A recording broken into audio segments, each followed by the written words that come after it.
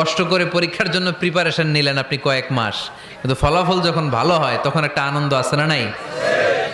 সারাদিন রোজা রাখলেন রমজানে, কি কষ্ট, তৃষ্ণায় গলা ফেটে যায়, কিন্তু ইফতারির সময় যখন রুহাবজা শরবতটা খাই কেমন লাগে? একটা আনন্দ আছে না নাই?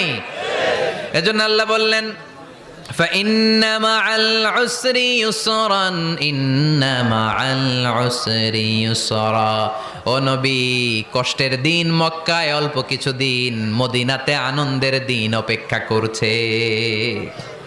আমাদের জীবনে যদি দুঃখ কষ্ট আসে আমরা ধৈর্য ধরবো, তাওয়াক্কুল করবো একজনের উপর, তিনি কে? কারণ আমরা বিশ্বাস করি কষ্টের দিন এটা চিরকালের জন্য নয়, সামনে আনন্দের দিন আমাদের জন্য সেট করে রেখেছে কে? তাহলে আমরা সূরাতুল ইনশিরাহ থেকে 3টা নেয়ামতের বর্ণনা শুনলাম, বিশ্বনবীকে কি সান্ত্বনা দেয়া হলো সেটা শুনলাম। এবার 2টা গাইডলাইন শুনে তাফসীর আমরা শেষ